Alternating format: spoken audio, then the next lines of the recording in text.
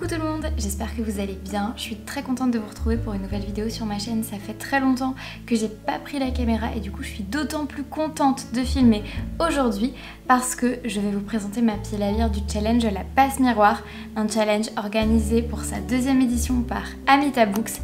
Je vous explique ça tout de suite. En fait, l'année dernière, Amita Books avait déjà organisé une première édition du challenge La Passe Miroir et c'est son petit bébé, c'est son challenge littéraire et elle a investi énormément de temps et de passion dans la création de ce challenge. C'est un challenge que je trouve très original et j'avais eu la chance d'y participer l'année dernière. Du coup, l'année dernière, elle avait organisé une lecture commune du premier tome de La Passe Miroir et comme je n'avais encore jamais eu l'occasion de lire cette série, j'étais tombée dans cet univers et je me suis gardé le tome 2 bien chaudement pour cette année puisque pour cette deuxième édition du challenge, elle va proposer une lecture commune du deuxième tome à laquelle je participerai avec plaisir. Du coup, vous retrouverez bien évidemment le tome 2 de La Passe Miroir dans cette vidéo pile à lire, c'est normal. Ouais, je vous ai grave spoilé la suite, mais c'est pas grave. Du coup, je suis juste trop contente de participer à cette deuxième édition du challenge et je suis d'autant plus heureuse que c'est un challenge qui est vraiment créé avec passion, il est super bien construit, etc. Et donc c'est toujours un plaisir d'y participer, on a vraiment l'impression de plonger dans l'univers de La Passe Miroir. Et il y a une deuxième raison pour laquelle je suis très heureuse de vous présenter cette pile à lire et de participer au challenge cette année, c'est que Aurélia a choisi 2 co-hôtesses à ce challenge et il s'agit de Pauline de la chaîne Lit Littéraire et de moi, donc je suis juste trop contente puisque j'ai eu toutes les infos en avance. Je peux vous sortir ma pile à lire juste à la suite de celle de Pauline, juste à la suite de la vidéo d'Aurélia, la vidéo explicative du challenge. D'ailleurs, je vous mets les liens vers la vidéo de Amita Books qui vous présente le challenge et qui vous explique dans tous les détails quelles sont les différentes catégories, comment valider votre challenge. Qu'est-ce qu'on va faire pendant ce challenge, parce qu'il y a vraiment plein de choses de prévues qui vont être très sympas, notamment une lecture commune et des lives, mais pas que. Je vous laisse découvrir toutes les surprises qu'elle vous a préparées.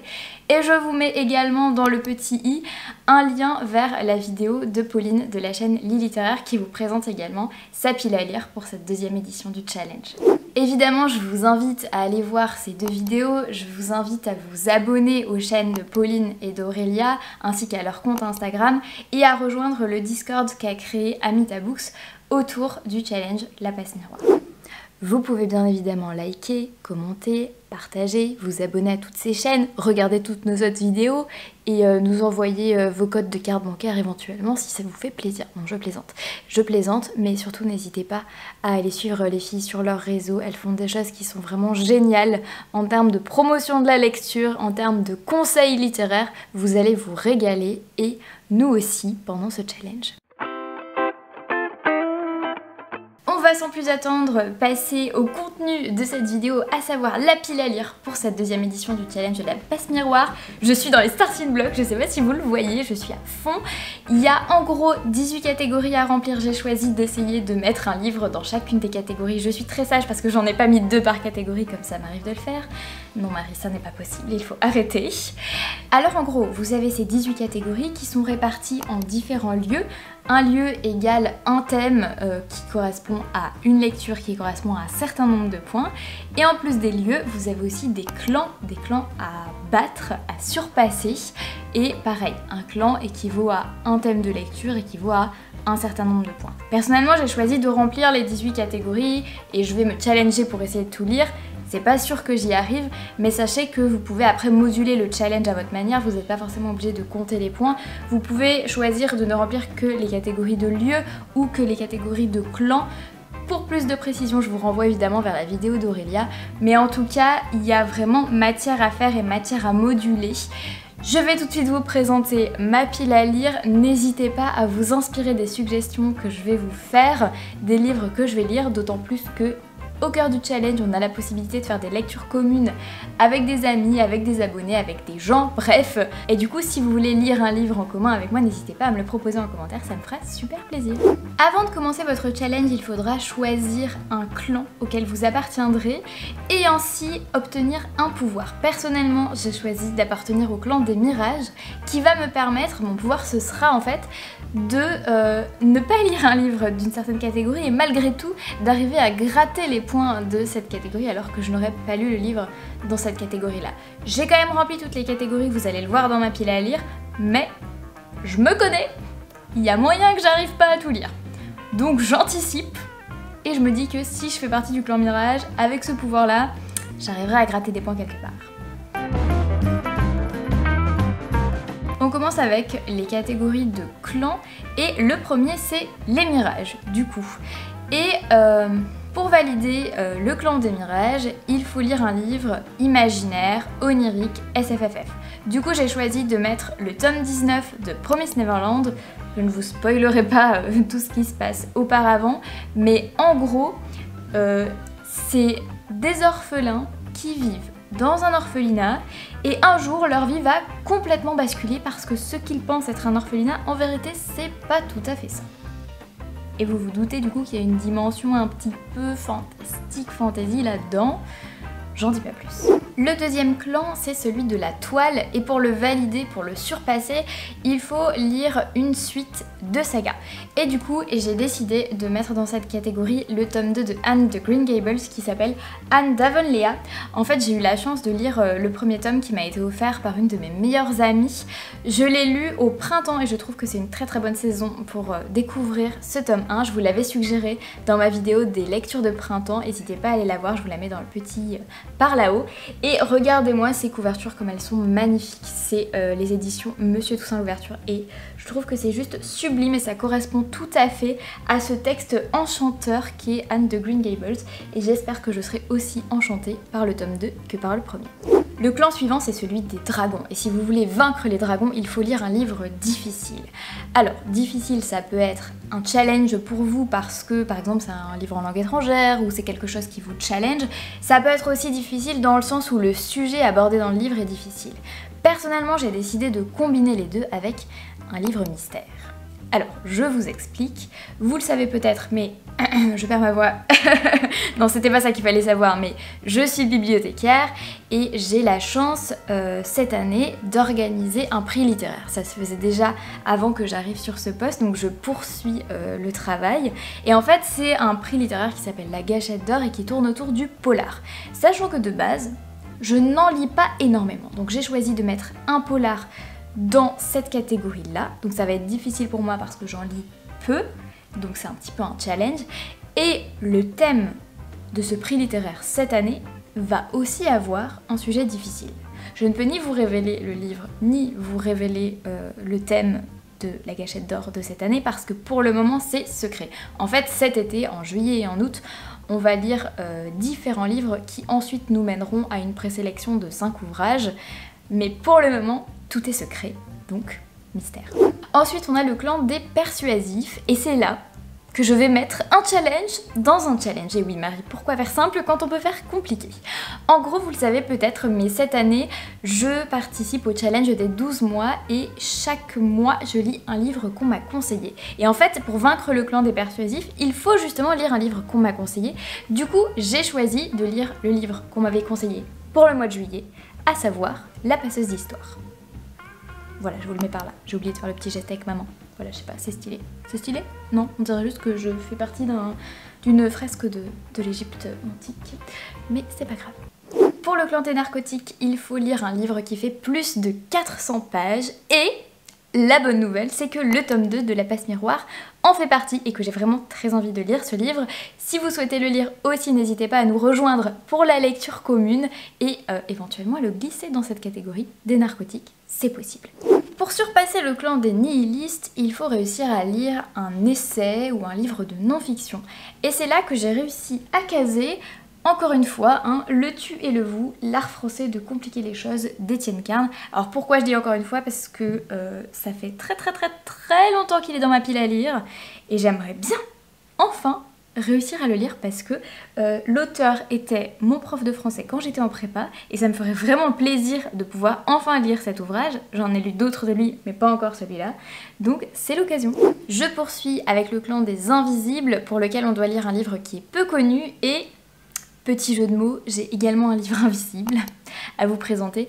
Ce sera aussi un livre mystère pour le prix du polar, pour la présélection du prix du polar. Je n'ai pas encore choisi lequel ce sera, mais parmi les critères de sélection et de présélection pour ce prix qu'on organise, il y a notamment le fait que, a priori, ce soit pas un livre trop connu. C'est pas la peine de mettre en valeur quelqu'un qui a déjà reçu le prix Goncourt.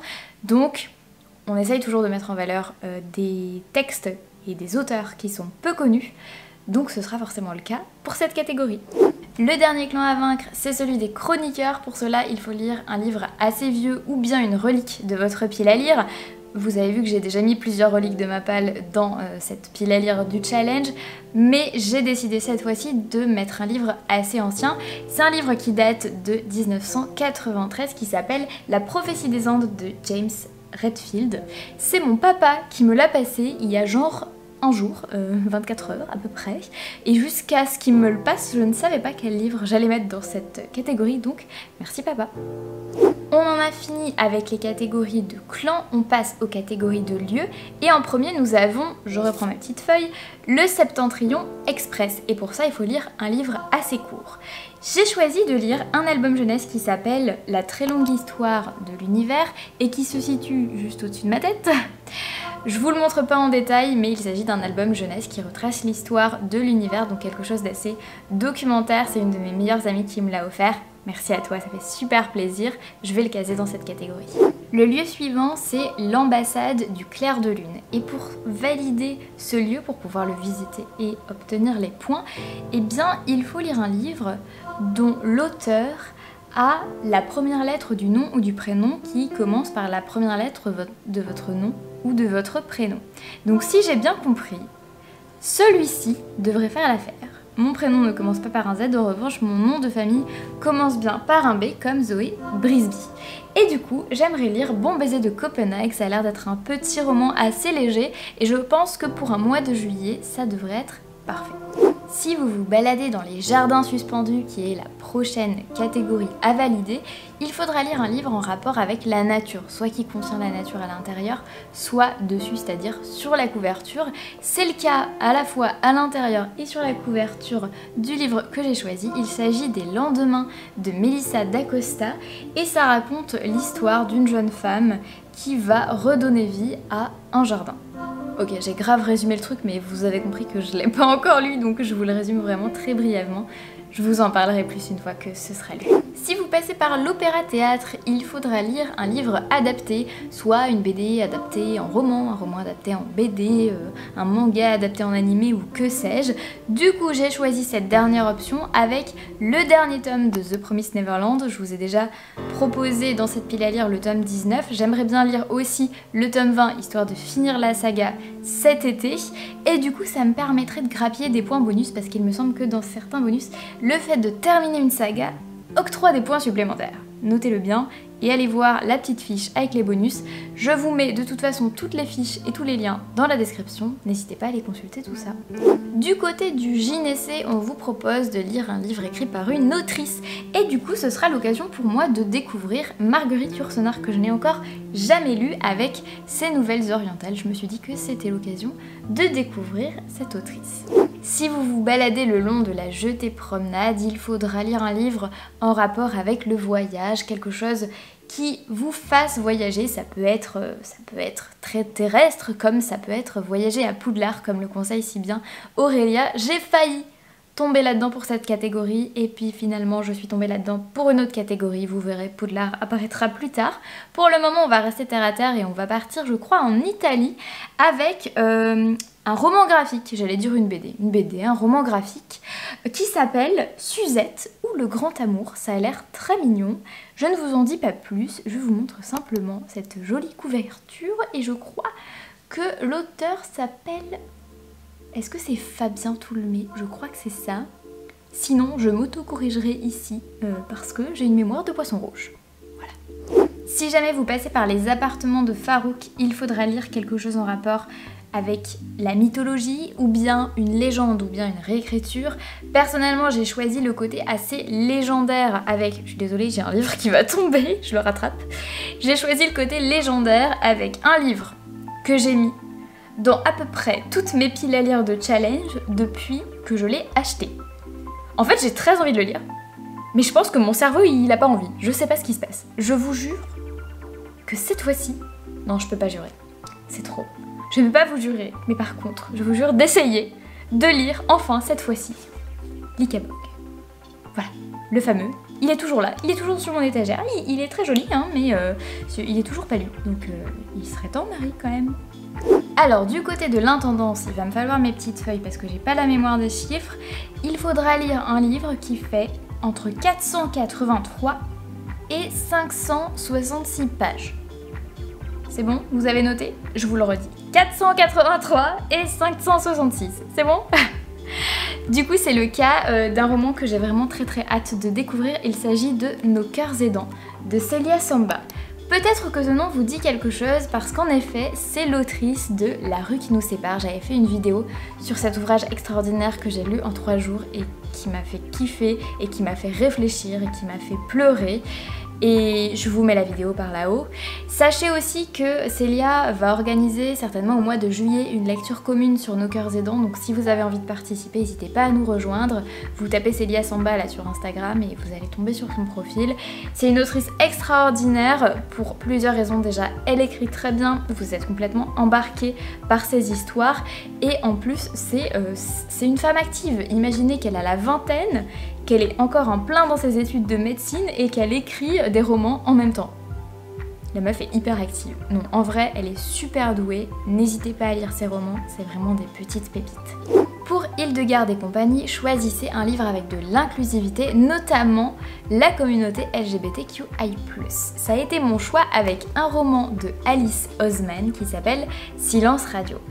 Vous le savez, je suis une grande fan de Heartstopper, qui est un roman graphique avec de l'inclusivité LGBTQI+. C'est même plus de l'inclusivité, c'est le sujet tourne autour de l'identité LGBT, des identités LGBT, car il y en a plusieurs. C'est un roman graphique très intéressant et il me semble que Silence Radio évoque aussi cette inclusivité-là et donc j'ai très hâte de le découvrir puisque j'adore Alice Oseman. Le dernier lieu à visiter, c'est les Sables d'Opale et pour valider cette catégorie, il faudra lire quelque chose de feel good ou qui vous fait vous sentir bien et je vous l'avais promis, Poudlard est de retour avec le tome 6 de Harry Potter. Je suis en pleine relecture de la saga, je savoure chaque tome et je pense que... Vous savez, Poudlard, c'est un peu ma safe place. Et donc en termes de feel good, en termes de livre qui va me faire me sentir bien, redécouvrir petit à petit les Harry Potter et redécouvrir ce tome 6, ce sera parfait. Et voilà les amis, c'est tout pour cette pile à lire du challenge de la passe miroir. J'ai tellement hâte qu'on soit en juillet pour pouvoir commencer à lire tous ces bouquins, j'espère que je vais y arriver. Je vous ferai évidemment un petit bilan de tout ça en vidéo. N'hésitez pas encore une fois à vous abonner à Amita Books et à Lit Littéraire, ça leur fera super plaisir. Participez avec nous à ce challenge, ça nous fera super plaisir. Et en tout cas, moi je vous souhaite évidemment un bel été et de très belles lectures. À bientôt, ciao.